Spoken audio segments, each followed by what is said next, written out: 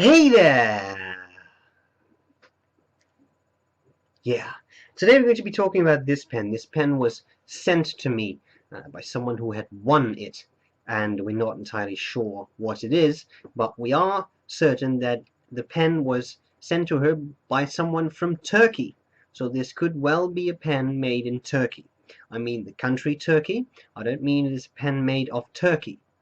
That is a different thing, and I'm not sure how well that would write. I think it would be a pretty sloppy, inky mess.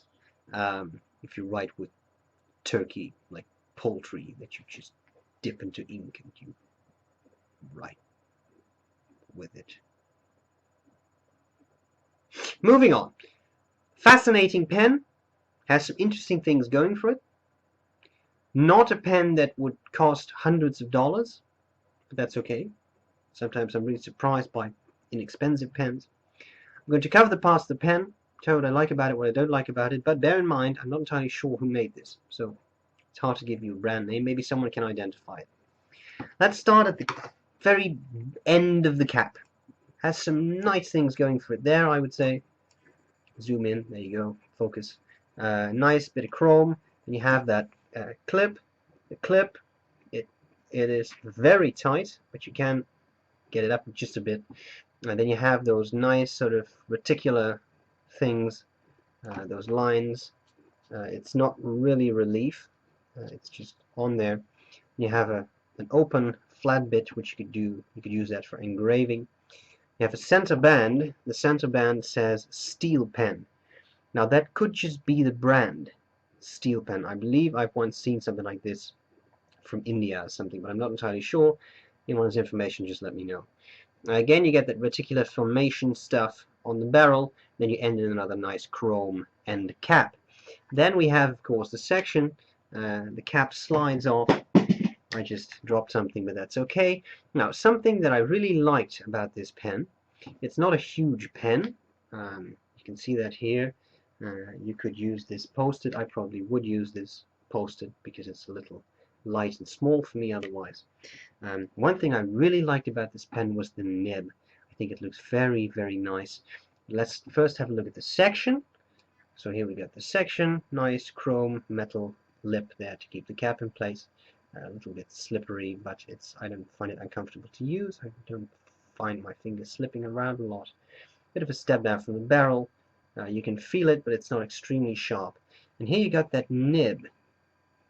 I really like the shape of that nib. Look at that. It's sort of folded tightly around the feed, and I just like the way this looks. Nice scroll work. Like the imprint. The imprint, it just says iridium point, so it's nothing fancy. But I did find it writes quite pleasantly. It's not the smoothest nib I've ever used, but it's definitely not the most terrible nib I've ever used. Unscrew the barrel, and there was a cartridge, a very interesting sort of grayish cartridge in there. Usually you get black. This was more of a grayish ink. I just put that in there. I used it, and that's all there's to it. I suppose you could also put a converter in. There seems to be quite some space, although this gets pretty narrow fast. But anyway, so there you have the pen. You have the size. You got all you need to know. I think we need to take a couple of measurements, but first let me tell you what I like about it, what I don't like about it. To be honest, I like the looks. I think it's a simple, refined pen. I like this chrome, black chrome thing. I like the overall shape. As I said, it could be a bit of an issue with the with fitting in a converter because things get pretty narrow fast. But that's you know, I'm not saying I have not really tried to fit a converter in. There are some slimmer converters. I'm pretty sure Monteverde mini converter would fit in here size-wise. So that's quite cool. One thing I find a little bit dodgy is that this cartridge moves around a bit. I'm not sure how you can see this, but it moves around a bit, so I'm afraid it would at some point maybe drop out and end up in the bottom end of the barrel, and you'd have to fish it out. I like the nib a lot. Writing performance is definitely okay. I just think it's a cute little pen. And I wish I could just give you a brand name. Maybe it is steel pen. We'll try to figure it out together. That's all I can say about the pen. Let's take a couple of measurements as to weight. I come to about 30 grams. It has some metal on there, but it's indeed not a super heavy pen. Measurements, length, I have 136 millimeters capped, uncapped,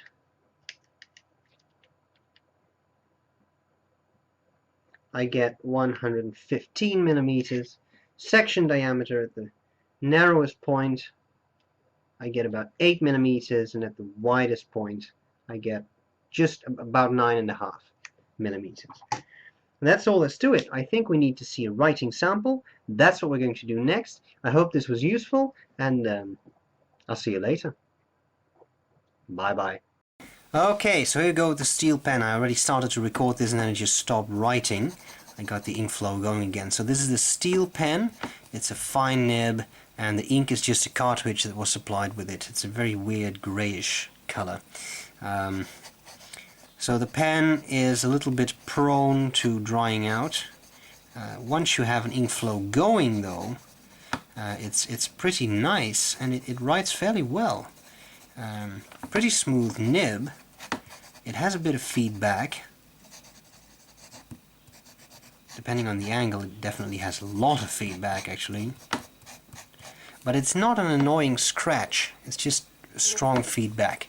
And yes, I would probably smooth this out just a bit. Let's do a bit of fast writing. See how well the feed keeps up.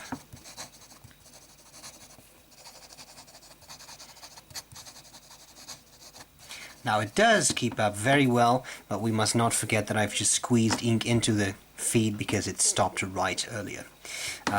Let's do a bit of wetness test. Again, that will be biased too, because as I said, I just squeezed ink into the feed. But even so, I think it's a pretty dryish pen in general. Now that could also be the ink, of course, but if you just put it on the paper like this, wait for just a few seconds while you're talking and trying to be intelligent and interesting, you see it's pretty much dry. And this is rhodia paper, not the most absorbent of papers, so usually ink stays wet there a bit longer. Line variation, there is some to be had, but you have to really push down hard on the nib, so be careful you don't spring it. Final thing is just some reverse writing.